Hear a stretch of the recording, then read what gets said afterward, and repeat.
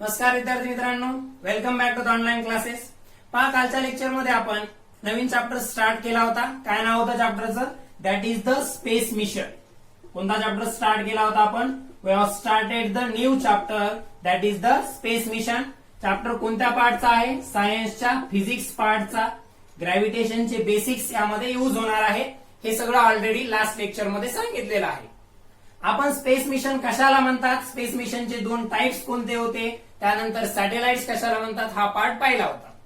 So space मिशनचे types मध्ये आपण पाहिलं होतं की एका प्रकारामध्ये आहे space missions near to the earth, space missions near to the earth, आणि दुसरा टाइप जो होता स्पेस मिशनचा that is the space missions away from the earth, space missions away from the earth. मग space missions near to the earth मध्ये कशाचा समावेश होतो? पहा, space missions near to the earth मध्ये कशाचा समावेश होतो? तर वेगवेगळ्या ऍप्लिकेशनसाठी अर्थच्या अराउंड जे सॅटेलाइट्स आपण रिव्हॉल्व केले आहेत, लॉन्च केले आहेत, त्यांचा समावेश होतो space missions near to the earth. म्हणजे समजा एक पर्टिक्युलर काहीतरी पर्पज साठी एखादं सॅटेलाइट आपण लॉन्च केलं, ते अर्थच्या सराउंडिंग मध्ये रिव्हॉल्व होत आहे, त्या पर्टिक्युलर स्पेस मिशनला म्हणायचं space mission near to the earth. तो स्पेस मिशनचाच पार्ट आहे, परंतु space mission near to the अर्थचा। सेकंड मध्ये space missions away from the earth, जिथं अर्थ व्यतिरिक्त जे दुसरे ऍस्ट्रॉनॉमिकल ऑब्जेक्ट्स आहेत, जसं की मून आहे, मार्स आहे, किंवा आपल्या सोलार सिस्टीम मधले दुसरे प्लॅनेट्स आहेत किंवा ऍस्टेरॉइड्स आहेत, यांचा स्टडी करण्यासाठी जे स्पेस मिशन एक्झिक्यूट केले जातात that are termed as space missions away from the earth. Sorry, पहा, ऍस्ट्रॉनॉमिकल ऑब्जेक्ट्स कशाला म्हणायचं हे मी ऑलरेडी तुम्हाला लास्ट लेक्चर मध्ये सांगितलं होतं। तर मून, मार्स किंवा अदर प्लॅनेट्स, ऍस्टेरॉइड्स यांचा स्टडी करण्यासाठी जे स्पेस मिशन्स एक्झिक्यूट केले जातात that space missions are termed as space missions away from the earth. म्हणजे space mission near to the earth मध्ये आपल्याला काय स्टडी करायचं आहे, जे आपण स्टार्ट केलं होतं पहा, space missions near to the earth मध्ये आपल्याला स्टडी करायचा आहे वेगवेगळ्या ऍप्लिकेशनसाठी आपण लॉन्च केलेल्या सॅटेलाइटचा। Space missions near to the earth साठी आपल्याला स्टडी करायचा आहे वेगवेगळ्या पर्पज साठी अर्थच्या अराउंड जे वेगवेगळे सॅटेलाइट लॉन्च केले आहेत, त्या सॅटेलाइट बद्दलचा स्टडी आपल्याला space missions near to the earth या पार्ट मध्ये करायचा आहे, जे ऑलरेडी आपण लास्ट लेक्चर मध्ये सुरुवात केलेली आहे। त्यामध्ये आपण पाहिलं होतं सॅटेलाइट्स दोन प्रकारचे आहेत। एक आहे नॅचरल सॅटेलाइट, जसं मून हा एक नॅचरल ऑब्जेक्ट आहे, एक ऍस्ट्रॉनॉमिकल ऑब्जेक्ट आहे, एक नॅचरल ऑब्जेक्ट आहे, जो अर्थ नावाच्या प्लॅनेटच्या भोवती रिव्हॉल्व होत आहे। तर अशा प्रकारे कोणताही ऍस्ट्रॉनॉमिकल ऑब्जेक्ट जो अर्थ किंवा दुसऱ्या प्लॅनेटच्या अराउंड रिव्हॉल्व होतो, असा कोणताही ऍस्ट्रॉनॉमिकल ऑब्जेक्ट जो अर्थ किंवा दुसऱ्या कोणत्या तरी प्लॅनेटच्या अराउंड रिव्हॉल्व होत आहे, that astronomical object is called as a natural satellite। आणि एखादा मॅनमेड ऑब्जेक्ट जर प्लॅनेटच्या अराउंड रिव्हॉल्व होत असेल तर त्याला म्हणायचं आहे artificial satellite. So artificial satellite वेगवेगळ्या पर्पज साठी त्या ठिकाणी बनवले जातात, लॉन्च केले जातात, त्यावरती वेगवेगळे इक्विपमेंट्स त्या ठिकाणी माउंट केले जातात, जसं की हाय रिझॉल्युशन कॅमेराज असतील, टेलिस्कोप्स असतील, वेगवेगळे इलेक्ट्रॉनिक सर्किटरीज, सेन्सर्स, त्यानंतर ट्रान्समीटर्स, रिसिव्हर्स, अशा प्रकारचे वेगवेगळे इक्विपमेंट्स त्या सॅटेलाइट वरती माउंट केलेले असतात, ज्यांचा वापर वेगवेगळ्या ऍप्लिकेशनसाठी केला जातो। आजच्या लेक्चरमध्ये आपण सुरुवातीला सॅटेलाइट त्यांच्या ऍप्लिकेशन वाईज स्टडी करणार आहोत। आजच्या लेक्चरमध्ये आपण सॅटेलाइट्स हे त्यांच्या ऍप्लिकेशन वाईज स्टडी करणार आहोत आणि त्यानंतर सॅटेलाइट बद्दलची आणखी काही इन्फॉर्मेशन स्टडी करणार आहोत। ओके, सो त्या सगळ्यांच्या अगोदर तुम्हाला या काही गोष्टी माहीत असणं आवश्यक आहे। हे शॉर्ट फॉर्म्स आहेत काही। समजा हे आहे INSAT, म्हणजे या चॅप्टर मध्ये आता जिथं जिथं हा INSAT वर्ड येईल त्याचा मिनिंग असेल इंडियन नॅशनल सॅटेलाइट। या आयन सॅटचा मिनिंग काय असेल, इंडियन नॅशनल सॅटेलाइट. ठीक आहे. हे वर्ड, हे पर्टिक्युलर शॉर्ट फॉर्म आणि त्यांचे लॉंग फॉर्म्स पर्टिक्युलरली या चॅप्टरचा फर्दर स्टडी करण्यासाठी माहीत असणं, पाठ असणं आवश्यक आहे म्हणून सांगतोय. सो आयन सॅट जिथं जिथं वर्ड येईल त्याचा मिनिंग असेल इंडियन नॅशनल सॅटेलाइट. हा सॅट वर्ड जो येतो, या सॅट वर्डचा मिनिंग असतो satellite. This SAT sat stands for satellite. So आयन सॅटचा मिनिंग काय झाला, इंडियन नॅशनल सॅटेलाइट. त्यानंतर आहे जी सॅट. जी सॅटचा मिनिंग असतो geo stationery satellite. Geo stationary, G stands for geo stationary. परत आताच सांगितलं या सॅटला आपण म्हणतो सॅटेलाइट. त्यानंतर P sat, that is the polar satellite. ठीक आहे. त्यानंतर आहे पर्टिक्युलरली जी सॅट, पी सॅट म्हणजे polar satellite. IRNSS, that is Indian, R is for regional, Indian Regional Navigational Satellite System. Indian Regional Navigational Satellite System, that is IRNSS. त्यानंतर आहे IRS. IRS stands for Remote Sensing Satellites. Indian Remote Sensing Satellites. आणखी आहे GSLV. हे पहा, इथपर्यंत हे सॅटेलाइटचे नाव होते वेगवेगळ्या प्रकारचे. GSLV चा मिनिंग होतो Jio stationery satellite launch vehicle. Satellite launch vehicle.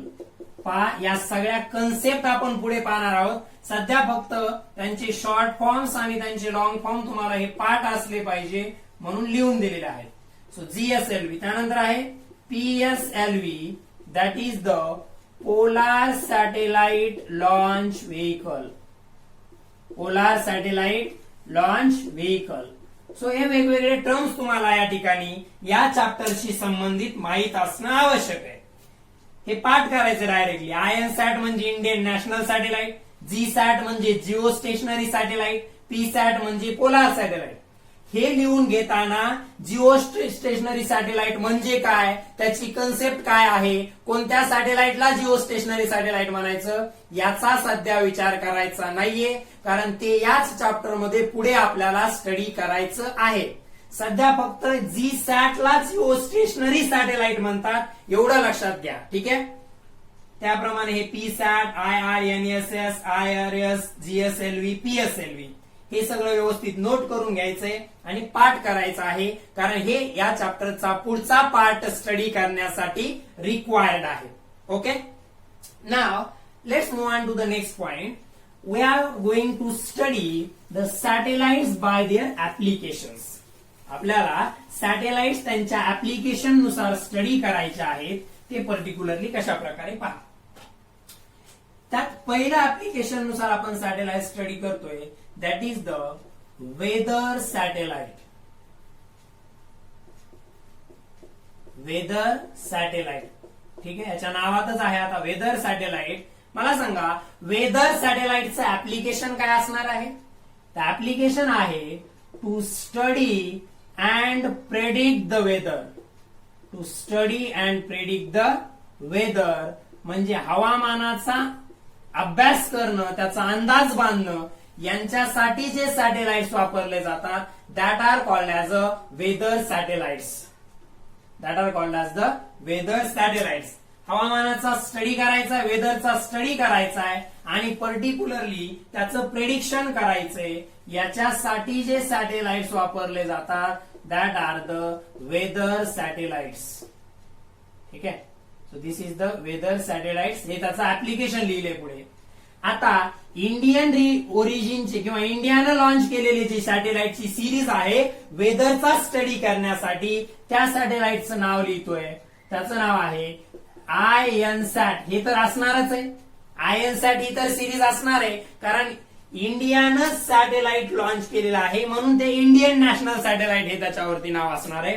आणि पर्टिक्युलरली त्याच्या ऑर्बिट वरून त्याचं नाव आहे, पर्टिक्युलरली ते आहे जिओ स्टेशनरी सॅटेलाइट जी सॅट. आणि त्याच्या लॉन्च व्हेकलचं नाव आहे GSLV. ठीक आहे, जी सॅट आणि हे त्याच्या लॉन्च व्हेकलचं नाव आहे GSLV. पहा, प्रत्येक टाईप स्टडी करत असताना we are studying the types of satellite by their application. त्यांच्या ऍप्लिकेशन नुसार जे सॅटेलाइटचे टाइप्स आहेत ते आपण स्टडी करतोय. त्यातलं पहिलं ऍप्लिकेशन मी इथं नोट डाऊन केलंय, वेदर सॅटेलाइट. ऍप्लिकेशन काय असणार आहे? To study and predict the weather. हवामानाचा अभ्यास करणं, हवामानाबद्दलचे अंदाज वर्तवणं, यांच्यासाठी ज्या सॅटेलाइटचा वापर केला जातो त्या सॅटेलाइट्सला वेदर सॅटेलाइट म्हटलं जातं. इंडियाच्या वेदर सॅटेलाइट वरती नाव असणार आहे INSAT. पहा, हे सॅटेलाइटचं नावच आहे, हे सुद्धा त्या सॅटेलाइटचं नावच आहे. हे त्याचं कंट्रीवरून पडलेलं नाव. INSAT इंडियन नॅशनल सॅटेलाइट हे नाव का बरं आहे? कारण ते इंडियानं लॉन्च केलंय म्हणून. आणि GSAT हे नाव का बरं आहे? हे त्याच्या ऑर्बिट वरून पडलेलं नाव आहे. सॅटेलाइटचे वेगवेगळे ऑर्बिट्स असतात, ते आपल्याला पुढे स्टडी करायचे. फक्त सध्या एवढंच लक्षात ठेवा, हे जे नाव आहे कंट्रीमुळे हे नाव कंट्रीमुळे पडलेलं. म्हणजे INSAT काय स्पेसिफाय करतं की ते इंडियानं लॉन्च केलेलं सॅटेलाइट आहे.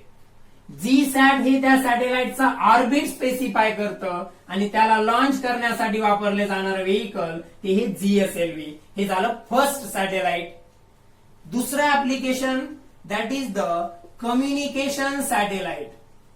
That is the communication satellite. आता काय उपयोग असतो कम्युनिकेशन सॅटेलाइटचा ऑलरेडी पाहिलाय. So communication satellite to establish communication between different locations on the earth. म्हणजे मी इथून तुमच्याशी संपर्क करू शकतो, तुमच्या घरी तुम्ही बसलेला आहात, किंवा मी इथून मुंबई असो, पुणे असो, किंवा दुसऱ्या कंट्रीमध्ये सुद्धा मी कम्युनिकेशन करू शकतो. हे शक्य झालं कोणामुळे? कम्युनिकेशन सॅटेलाइटमुळे. सो कम्युनिकेशन सॅटेलाइट हे त्याचं नाव ऍप्लिकेशन वरून पडलेलं. त्याचं application to establish the communication between different locations on the surface of the earth. आता याचं सुद्धा सिरीज तीच आहे. INSAT हे त्याचं नाव काय इंडिकेट करतं? त्याची कंट्री इंडिकेट करत आहे, इंडियन नॅशनल सॅटेलाइट. GSATच आहे म्हणजे ऑर्बिट त्याचं सुद्धा सेमच आहे अगोदरच्या सारखं. आता पहा, तुम्हाला असं वाटू शकतं की वेदर सॅटेलाइट ऍप्लिकेशन वेगळे, कम्युनिकेशन सॅटेलाइट ऍप्लिकेशन वेगळे. इथं मात्र मी INSAT, GSAT, GSLV लिहिलं, इथं सुद्धा INSAT, GSAT, GSLV लिहिलं. तर लक्षात घ्या, इंडियाचेच सॅटेलाइट्स आहेत, त्याच सिरीज मधले सॅटेलाइट्स आहेत, म्हणून INSAT तर असणारच आहे. आता पहा, जरी यांचे वेदर सॅटेलाइटचे आणि कम्युनिकेशन सॅटेलाइटचे ऍप्लिकेशन वेगवेगळे असतील तरी त्यांचं ऑर्बिट मात्र सेम आहे. त्यांचं ऑर्बिटचा मिनिंग कळतो? ज्या पाथनं सॅटेलाइट अर्थच्या अराउंड रिव्हॉल्व होतं, ज्या पाथनं सॅटेलाइट अर्थच्या अराउंड रिव्हॉल्व होतं त्याला त्या सॅटेलाइटचं ऑर्बिट म्हटलं जातं. The path along which the satellite revolves around the earth is called as orbit of the satellite. जरी यांचे ऍप्लिकेशन्स वेगवेगळे असतील तरी यांचं ऑर्बिट एकच असल्यामुळे ह्याला सुद्धा GSAT म्हणजे जिओ स्टेशनरी सॅटेलाइटच म्हणायचं, याला सुद्धा जिओ स्टेशनरी सॅटेलाइटच म्हणायचं. थर्ड टाइप आहे ब्रॉडकास्टिंग सॅटेलाइट्स. थर्ड टाइपचे सॅटेलाइट्स आहेत ब्रॉडकास्टिंग सॅटेलाइट. याचं काम काय आहे? Television and radio programmes. आपल्यापर्यंत वेगवेगळ्या चॅनलचे जे टेलिव्हिजनचे किंवा रेडिओचे प्रोग्राम्स आपण घरी बसल्या पाहू शकतो ते ज्या सॅटेलाइट्समुळे पॉसिबल झालंय ते आहेत ब्रॉडकास्टिंग सॅटेलाइट्स. ते आहेत ब्रॉडकास्टिंग सॅटेलाइट्स. परत ते सुद्धा याच सिरीजचं आहे INSAT, GSAT आणि त्याच्या लॉन्च व्हेकलचं नाव GSLV. सॅटेलाइटच्या नावावरून लॉन्च व्हेकल लगेच लक्षात राहील, जिओ स्टेशनरी सॅटेलाइट. GSATचा मिनिंग काय होतो? Jio stationery satellite. आणि GSLV चा मिनिंग होतो Jio stationery satellite launch vehicle. Geostationary सॅटेलाइटला लॉन्च करण्यासाठी जे व्हेइकल वापरले जातील त्यांना GSLV म्हणायचं. आता इकडे लक्षात घ्या, या तिघांमध्येही तुम्ही जर हा लास्ट वाला कॉलम पाहिला तर त्यांच्या सगळ्यांमध्ये INSAT, GSAT आणि GSLVच आहे.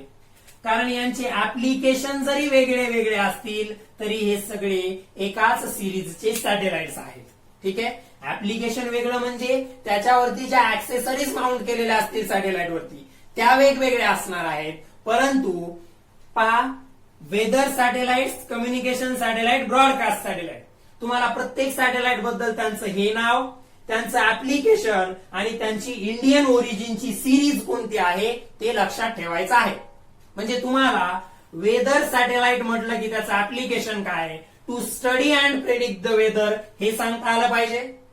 त्यानंतर त्या पर्टिक्युलरली या पर्पज साठीचं इंडियानं जे लॉन्च केलेलं सॅटेलाइट आहे त्याचं नाव INSAT, इंडियन नॅशनल सॅटेलाइट. हे कंट्रीमुळे आलेलं नाव आहे, हे त्याच्या ऑर्बिटमुळे आलेलं नाव आणि हे त्याच्या लॉन्च व्हेइकलचं नाव आहे. तर वेदर सॅटेलाइट, कम्युनिकेशन सॅटेलाइट आणि broadcasting satellite, weather satellite, communication satellite आणि ब्रॉडकास्टिंग सॅटेलाइट या तिन्ही प्रकारचे सॅटेलाइट हे जिओ स्टेशनरी ऑर्बिट मध्येच आहेत. या तीनही प्रकारचे सॅटेलाइट हे जिओ स्टेशनरी ऑर्बिट्स मध्येच आहेत, म्हणून यांना GSAT म्हटलं जातं आणि त्यांच्या लॉन्च व्हेइकलला Jio stationery satellite launch vehicle म्हटलं जातं. सो सॅटेलाइटचं नाव, ऍप्लिकेशन आणि इंडियाची जी सिरीज आहे त्या पर्टिक्युलर ऍप्लिकेशन साठीची ते पाठ करायचं आहे. Weather satellite to study and predict the weather, communication satellite to establish the communication between different places, broadcasting satellite for transmission of the TV and radio programmes through the large distances. आपण घरी बसल्या बसल्या जे TV radio programs पाहू शकतो, ऐकू शकतो ते कोणत्या सॅटेलाइट्समुळे शक्य झालंय तर ब्रॉडकास्टिंग सॅटेलाइट्समुळे ते शक्य झालेलं आहे. सिरीज लक्षात आली आहे. INSAT चा अर्थ होतो इंडियन नॅशनल सॅटेलाइट, हे नाव इंडिकेट करतं त्या सॅटेलाइटची कंट्री. GSAT म्हणजे जिओ स्टेशनरी ऑर्बिट मधलं ते सॅटेलाइट आहे, हे ऑर्बिटला इंडिकेट करतं. ठीक आहे, इथं ब्रॅकेटमध्ये लागलं तर लिहितो मी. हे कंट्रीला रिप्रेझेंट करणारं नाव आहे आणि हे जे पर्टिक्युलरली आहे हे त्या सॅटेलाइटच्या ऑर्बिटला रिप्रेझेंट करणारं नाव आहे. तर वेदर सॅटेलाइट, कम्युनिकेशन सॅटेलाइट आणि ब्रॉडकास्टिंग सॅटेलाइट या सगळ्यांची सिरीज एकच आहे, GSAT, INSAT, म्हणून त्यांचे ते नाव लास्ट कॉलम मधले सेम आलेले आहेत. तर हे व्यवस्थित नोट डाऊन करायचे, पाठ करायचे. क्वेश्चन याच्यावरती एक्झाम मध्ये विचारला जातो. काय करतील, अशा प्रकारचा टेबल देतील, इकडे हे नाव, इकडे त्यांचे मध्ये ऍप्लिकेशन, इकडे ही सिरीज, आणि काय होईल कुठेतरी मध्ये ते ब्लँक्स करतील, फिल इन द ब्लँक सारखं. इथं हे देणार नाहीत, मग तुम्हाला तिथं लिहावं लागेल की कम्युनिकेशन सॅटेलाइट आहे, हे सुद्धा दिलेलं असेल तर इथं तुम्हाला लिहावं लागेल इस्टॅब्लिश द कम्युनिकेशन. किंवा हे देतील टीव्ही आणि रेडिओ सिग्नल प्रोग्राम साठी वापरलं जातं, INSAT, GSAT ही त्याची सिरीज आहे. इथं काय येईल तर इथला आन्सर येईल ब्रॉडकास्टिंग सॅटेलाइट. तर अशा प्रकारे याच्यावरती एक टेबलच्या फॉर्म मध्ये फिल इन द ब्लँकचा क्वेश्चन तयार होऊ शकतो 3 मार्क्स साठीचा. त्यामुळे हे व्यवस्थित स्टडी करायचं आहे. ठीक आहे, सो व्यवस्थित व्हिडिओ पॉज करून हा पॉइंट जो मी बोर्डवरती लिहिलाय त्याला नोट डाऊन करायचं. आता पुढचा पॉइंट म्हणण्यापेक्षा पुढचा टाईप आपण पाहतोय. 3 पाहिले आपण, वेदर सॅटेलाइट, त्याच्यानंतर कम्युनिकेशन सॅटेलाइट आणि पर्टिक्युलरली ब्रॉडकास्टिंग सॅटेलाइट. नाव नेक्स्ट आहे 4th टाईप आपण स्टडी करतोय, that is the navigational satellite. Navigation satellite. आता नेव्हिगेशनचा अर्थ काय होतो पहा. नेव्हिगेशनचा अर्थ होतो, पर्टिक्युलरली याला एका एक्झाम्पलच्या मदतीने सांगतो. आपण गुगल मॅप यूज करत असतो, कुठे जर जायचं असेल तर आपण काय करत असतो, गुगल मॅप यूज करतो. गुगल मॅप आपल्याला एखादं लोकेशन दाखवायला किंवा लोकेशन फाइंड आउट करण्यासाठी मदत करतो. त्यासाठी जे सॅटेलाइट्स वापरले जातात that are the navigational satellites किंवा नेव्हिगेशन सॅटेलाइट्स. मग काम काय यांचं नेव्हिगेशन सॅटेलाइटचं, to fix the location. To fix the location. पहा, मी ऍप्लिकेशन शॉर्ट मध्ये लिहितोय बोर्डवरती. बुकमध्ये तुम्हाला जशाच तसा टेबल दिलेला आहे तो व्यवस्थित स्टडी करायचा आहे. ठीक आहे, मी सांगतोय तर सगळं, फक्त लिहिताना ऍप्लिकेशन मी त्याला कॉम्प्रेस करून लिहितोय. सो नेव्हिगेशन सॅटेलाइटचं काम काय? To fix the location on the surface of the earth. एखादं लोकेशन फिक्स करणं, एखादं लोकेशन फिक्स करायचं आहे, त्यासाठी ज्या सॅटेलाइटचा वापर केला जातो that are the navigational satellite. भूगोलमध्ये तुम्ही अर्थला जे पर्टिक्युलरली स्टडी केला असेल त्यामध्ये तुम्ही अक्षवृत्त आणि रेखावृत्त पाहिले असतील. अक्षवृत्त आणि रेखावृत्त. तर या अक्षवृत्त आणि रेखावृत्ताच्या मदतीनं काय केलं जातं? एखाद्या पर्टिक्युलर पॉइंटचं लोकेशन, अर्थच्या सरफेसवरती असणाऱ्या एखाद्या पॉइंटचं लोकेशन फिक्स केलं जातं. या लोकेशन फिक्स करण्यासाठी किंवा फाइंड करण्यासाठी ज्या सॅटेलाइटचा वापर केला जातो that are the navigational satellites. याची सिरीज आहे IRNSS. आताच पाहिला होता याचा long form, Indian regional navigational satellite system. Indian regional navigational satellite system हा झाला याची सिरीज. आणि पर्टिक्युलर याच्या लॉन्च व्हेकलचं नाव आहे PSLV, polar satellite launch vehicle. अगोदर जे 3 टाइप्स आपण पाहिले होते, वेदर सॅटेलाइट, कम्युनिकेशन सॅटेलाइट आणि ब्रॉडकास्टिंग सॅटेलाइट, हे तिघही जिओ स्टेशनरी ऑर्बिट मधले सॅटेलाइट्स होते.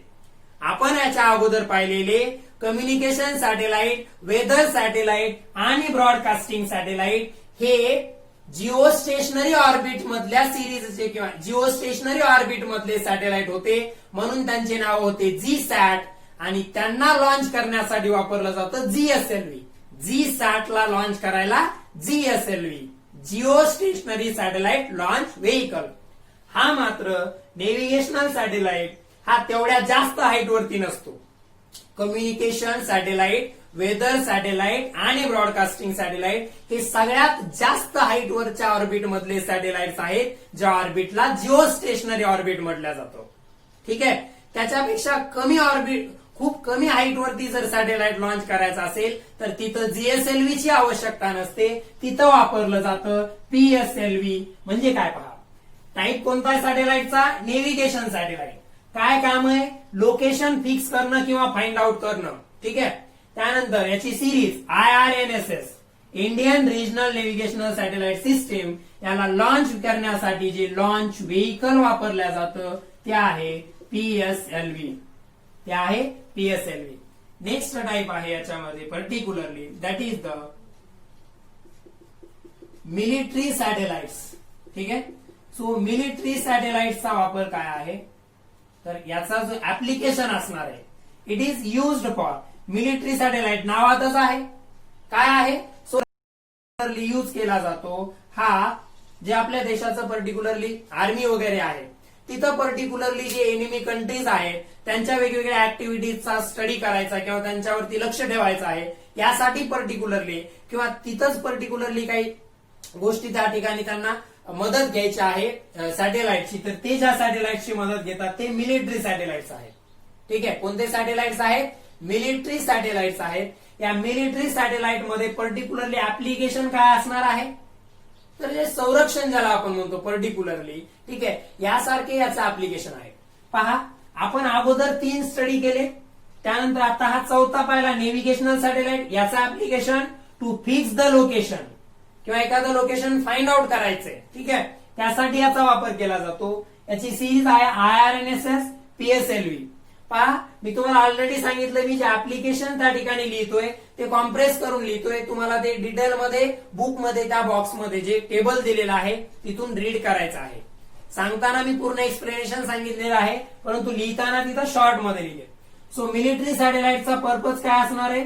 It is use for the security purpose. ठीक आहे, आपल्या कंट्रीच्या सिक्युरिटी पर्पज साठी वापरले जाणारे satellite that are the military satellite. यांचे सुद्धा लॉन्च व्हेकल PSLVs आहेत. यांचे सुद्धा लॉन्च व्हेकल PSLVs आहेत. आणि लास्ट आपण पाहणार आहोत दॅट इज EOS, अर्थ ऑब्झर्वेशन सॅटेलाइट्स. EOS चा अर्थ आहे अर्थ ऑब्झर्वेशन सॅटेलाइट. आता अर्थ ऑब्झर्वेशन सॅटेलाइट्स कशासाठी वापरले जातात पहा. अर्थच्या सरफेसवरती असणारे वेगवेगळे नॅचरल रिसोर्सेस, अर्थच्या सरफेसवरती असलेले वेगवेगळे नॅचरल रिसोर्सेस, जसं की फॉरेस्ट असेल, लेक्स असतील, ओशियन्स असतील, किंवा मग पर्टिक्युलरली आणखीन दुसरे कोणते नॅचरल रिसोर्सेस असतील, कोळशाच्या खाणी असणं, अशा प्रकारचे. So forest, lakes, oceans, natural resources यांचं ऑब्झर्वेशन करण्यासाठी, यांना फाइंड आउट करण्यासाठी जे सॅटेलाइट्स वापरले जातात, that are the earth observation satellites, that is EOS. So these are the again 3 types, 4th, 5th and 6th. आपण असे टोटल 6 टाइप पाहिले. पहा, नेव्हिगेशन सॅटेलाइटचं काम to fix or to find the location of any point on the surface of the earth. यासाठी कोणती series वापरली? IRNSS, हे त्याचं नाव आहे. PSLV त्याच्या लॉन्च व्हेकलचं नाव. Military satellites are use for the security purposes. EOS, that is earth observation satellites, are used for the study and to find out the different natural resources, also forest, lakes, oceans. ठीक आहे, mines जे आहेत वेगवेगळ्या, त्या सगळ्यांचा find out करण्यासाठी, त्यांचा study करण्यासाठी जी सॅटेलाइट सिस्टीम वापरली जाते, that is the EOS, that is the earth observation satellites. ठीक आहे. सो प्रत्येक टाइप मध्ये काय लक्षात ठेवायचं, लक्षात आले? हे नाव इकडचं, त्याचं ऍप्लिकेशन आणि त्याची सिरीज. ठीक आहे, जसं अगोदरच्या 3 मध्ये ही सिरीज सेम होती, सगळे INSAT सिरीजचे सॅटेलाइट होते.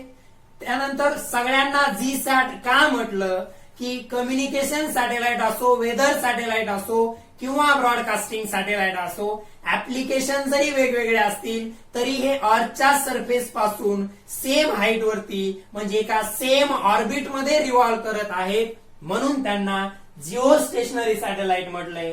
मग त्यांची हाईट सेम असल्यामुळे त्यांच्यासाठी वापरण्यात येणारं लॉन्च व्हेकल GSLV होतं. ठीक आहे. नेव्हिगेशनल सॅटेलाइट, त्याचं ऍप्लिकेशन, त्याची सिरीज. मिलिटरी सॅटेलाइटचं application for security purposes. Earth observation सॅटेलाइटचं काम काय? Earth observation satellites are use to study the different natural resources on the surface of the earth, like forest, lakes, oceans, mines etcetera. यांच्यासाठी वापरले जाणारे हे satellite म्हणजे अर्थ ऑब्झर्वेशन सॅटेलाइट्स आहेत. ठीक आहे. So again launch vehicle is PSLV. ठीक आहे. सो अशा प्रकारे सॅटेलाइटचं ऍप्लिकेशन नुसार नाव, त्यानंतर त्याचं ऍप्लिकेशन आणि त्याचं ऑर्बिट आणि कंट्रीनुसार नावाची सिरीज, आपण त्यांचा स्टडी केलेला आहे. सो एवढं तुम्हाला या सॅटेलाइटच्या ऍप्लिकेशन मध्ये लक्षात ठेवायचं आहे. यांचा एक टेबलच तुम्हाला तुमच्या बुक मध्ये दिलेला आहे, स्टेट बोर्डचं जे सायन्स अँड टेक्नॉलॉजी पार्ट 1चं बुक आहे त्यामध्ये, तर तिथून तो व्यवस्थित स्टडी करायचा आहे. क्वेश्चन्स कसे बनतात मी सांगितलं होतं. हे नाव किंवा हे ऍप्लिकेशन किंवा ही सिरीज यांच्यापैकी कशाला तरी ते ब्लँक देतील, जिथं तुम्हाला फील करायचं आहे अप्रोप्रिएटली. ठीक आहे. सो त्यामुळे याचा व्यवस्थित स्टडी करायचा आहे. सो 6 टाइप्स आपण स्टडी केले, त्यांचे ऍप्लिकेशन आणि त्यांची सिरीज. जसं की वेदर सॅटेलाइट आपण स्टडी केलं, त्याचं application to study and predict the weather. त्यानंतर त्याची सिरीज INSAT GSAT सिरीजचा होता तो. मग त्याच्या सॅटेलाइट लॉन्च व्हेकलचं नाव, दॅट इज अ GSAT. पहा, GSAT ला लॉन्च करण्यासाठी GSLV वापरले जातात आणि त्याच्यापेक्षा जे कमी हाईट वरती सॅटेलाइट लॉन्च व्हेकल होतात, सॅटेलाइट वर्क करतात, त्यांना PSLV वापरले जातात. ठीक आहे.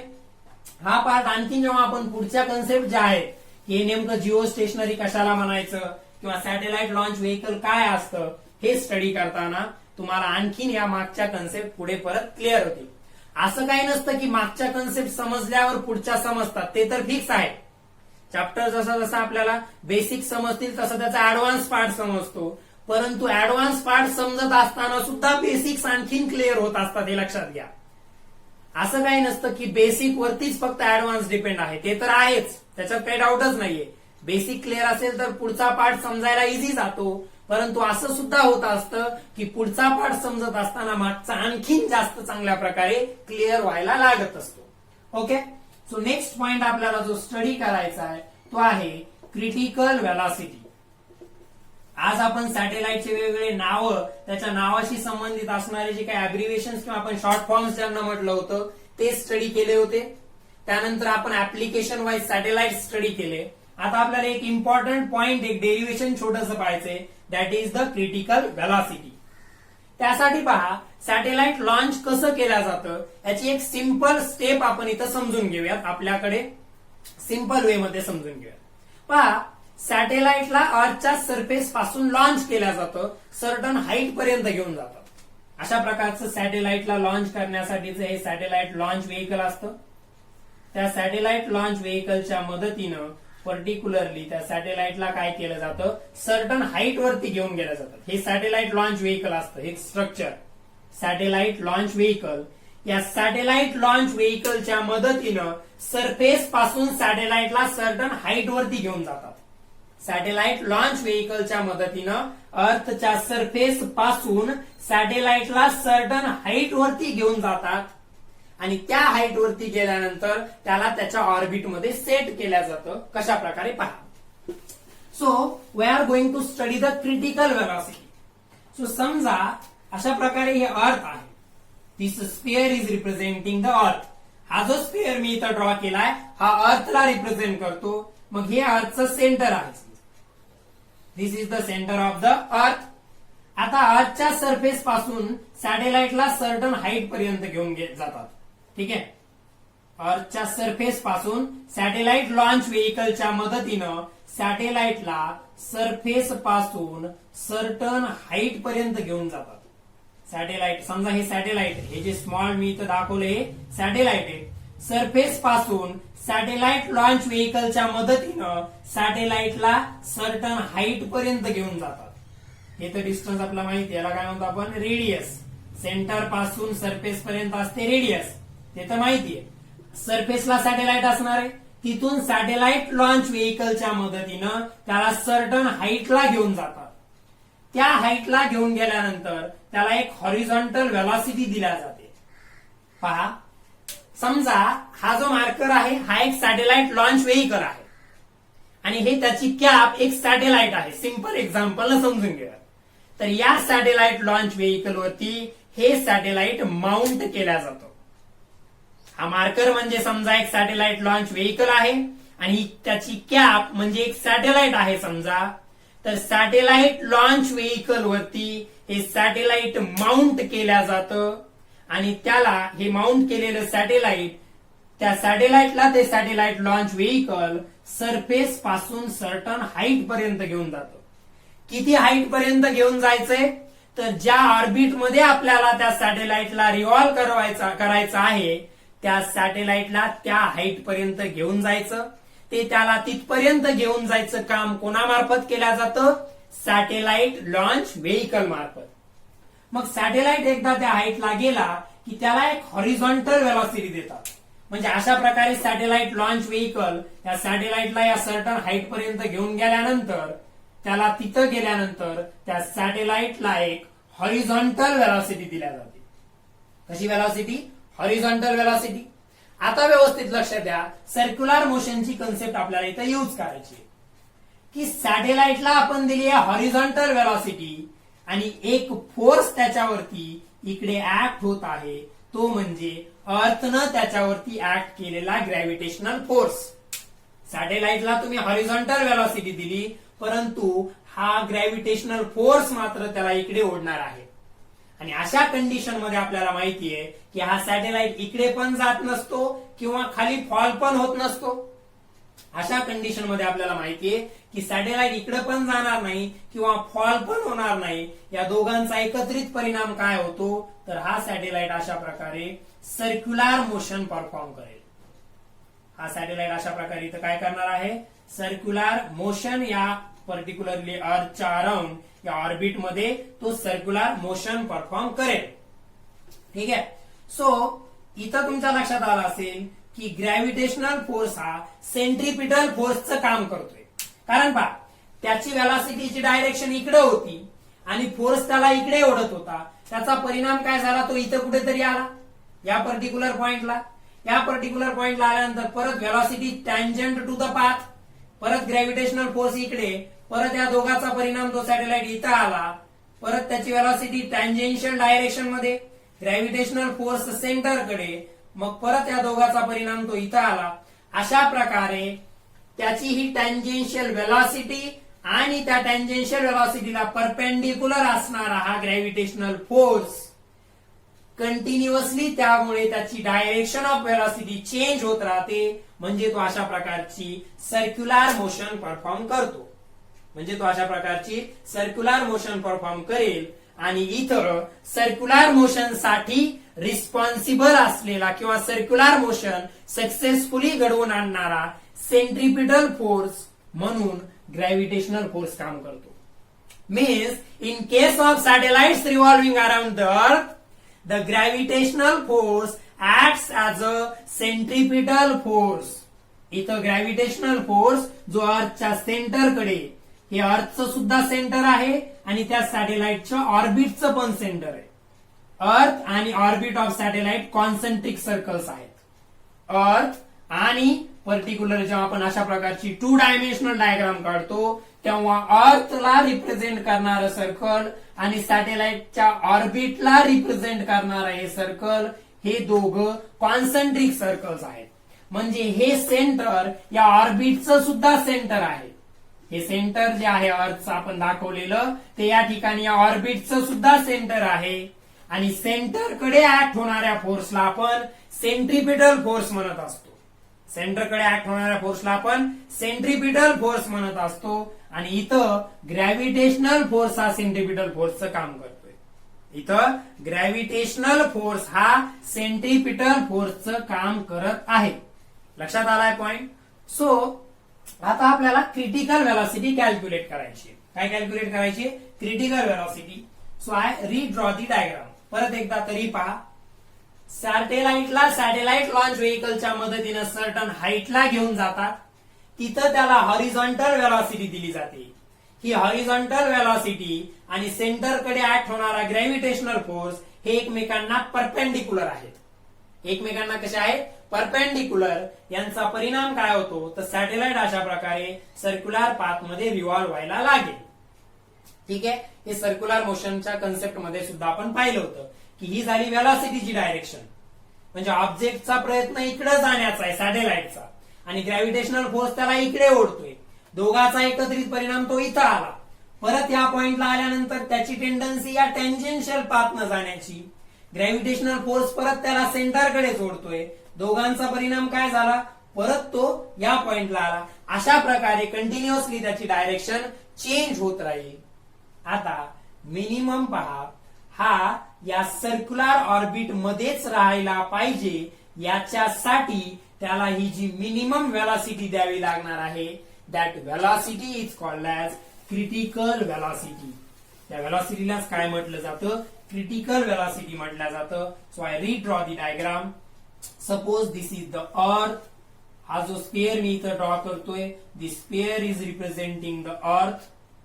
So this is the earth having radius R. अर्थची रेडियस कॅपिटल आर. अर्थचं मास आपण घेतलं कॅपिटल एम. हे अर्थचं सेंटर आहे. आणि सरफेस पासून पर्टिक्युलरली जी सॅटेलाइट आहे, त्या सॅटेलाइटचं जे ऑर्बिट आहे त्याची सरफेस पासूनची हाईट एच आहे. पहा, हे सॅटेलाइट आहे आणि सॅटेलाइटच्या पाथनं अर्थच्या अराउंड रिव्हॉल्व करणार आहे. सॅटेलाइट ज्या पाथनं अर्थच्या अराउंड रिव्हॉल्व करणार आहे त्या पाथला आपण ऑर्बिट ऑफ दॅट सॅटेलाइट म्हटलं आहे. ज्या पाथनं सॅटेलाइट अर्थच्या अराउंड रिव्हॉल्व करणार आहे, that path is nothing but the orbit of that satellite. तो पाथ म्हणजे त्या सॅटेलाइटचा काय असणार आहे? ऑर्बिट असणार आहे. हे लक्षात घ्या. ठीक आहे. सो पर्टिक्युलरली हे ऑर्बिट झालं सॅटेलाइटचं आणि ही अर्थ आहे. ठीक आहे. सो ही diagram up to the scale येत नाहीये माझी इन्स्ट्रुमेंट नसल्यामुळे. तुम्ही ती व्यवस्थित कंपासचा यूज करून ड्रॉ करायची आहे. ठीक आहे. So this is the orbit of satellite. ही अर्थ आणि ऑर्बिट ऑफ सॅटेलाइट. तुम्हाला जर विचारलं what is the radius of orbit, what is the radius of orbit of the satellite, म्हणजे त्या सॅटेलाइटच्या ऑर्बिटची रेडियस जर तुम्हाला इथं विचारली तर पहा, हे ऑर्बिट आहे, हे अर्थ आहे, हे कॉमन सेंटर आहे. हे सेंटर अर्थचं सुद्धा आहे या ऑर्बिटचं सुद्धा आहे. म्हणजे पहा, सेंटर पासून सरफेस पर्यंतचं डिस्टन्स आर एवढं, कॅपिटल आर एवढं म्हणजे अर्थची रेडियस. आणि सरफेस पासून सॅटेलाइटचं ऑर्बिट किती हाईट वरती आहे? सरफेस पासून सॅटेलाइटचं ऑर्बिट एच एवढ्या हाईट वरती आहे, म्हणजे त्या ऑर्बिटची जी रेडियस असणार आहे ती आर प्लस एच असणार आहे. त्या ऑर्बिटची रेडियस जी असणार आहे ती आर प्लस एच असणार आहे. ठीक आहे. समजा हे सॅटेलाइट, त्याचं मास स्मॉल एम आणि ही त्याची tangential velocity, it is denoted by VC. याला आपण क्रिटिकल व्हेलॉसिटी म्हणतो. तर ही व्हीसी या सिम्बॉलनं डिनोट केलेली आहे. सगळे व्यवस्थित पहा. अर्थची रेडियस आपण कॅपिटल आर न डिनोट केली आहे. अर्थच्या माससाठी आपण सिम्बॉल कॅपिटल एम वापरलाय. सॅटेलाइटच्या माससाठी आपण सिम्बॉल स्मॉल एम. सॅटेलाइटचं सरफेस पासूनची हाईट एच आणि क्रिटिकल व्हेलॉसिटीसाठी सिम्बॉल वापरलाय व्हीसी. या कंडिशन मध्ये आपल्याला माहितीये ग्रॅव्हिटेशनल फोर्स हा सेंट्रिपिटल फोर्सचं काम करणार आहे. Means the centripetal force required for the circular motion. Centripetal force required for the circular motion is provided by the gravitational force. Is provided by the gravitational force between the satellite and Earth. या सॅटेलाइटच्या circular motion साठी required असलेला centripetal force, या सॅटेलाइटच्या circular motion साठी required असलेला centripetal force that is provided by the gravitational force between earth and the satellite. मग centripetal फोर्सचा फॉर्म्युला, त्याचं मास एम, व्हेलॉसिटीचा स्क्वेअर डिवायडेड बाय.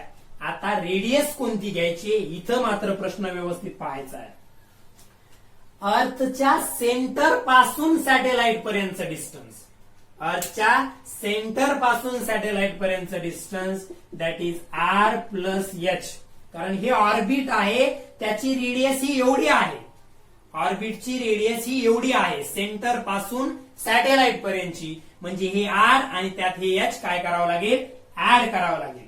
आपल्याला माहितीये कोणत्याही ऑब्जेक्टसाठी सेंट्रिपिटल फोर्सचा फॉर्म्युला काय असतो, मास मल्टिप्लाइड बाय त्याच्या व्हेलॉसिटीचा square divided by this radius R plus H. आता अर्थ आणि या सॅटेलाइट मधला ग्रॅव्हिटेशनल फोर्स पहा. कॅपिटल जी लिहितो आपण युनिव्हर्सल ग्रॅव्हिटेशनल कॉन्स्टंट. त्यानंतर दोघांच्या मासचा प्रोडक्ट, हे अर्थचं मास आणि हे सॅटेलाइटचं. आता हे त्यांच्याच लक्षात येईल ज्यांना ग्रॅव्हिटेशनल आणखीन लक्षात आहे. सो हे झालं मास इंटू व्हेलॉसिटीचा square divided by radius, centripetal फोर्सचा फॉर्म्युला. सेंट्रिपिटल फोर्सचं काम कोण करणार आहे, ग्रॅव्हिटेशनल फोर्स. ग्रॅव्हिटेशनल फोर्सचा formula capital G that is universal gravitational constant. आता पुढे मासेसचा प्रोडक्ट, हा कॅपिटल एम आणि हा स्मॉल एम यांचा प्रोडक्ट घेतला. परत रेडियसचा स्क्वेअर म्हणजे या आर प्लस एच चा स्क्वेअर.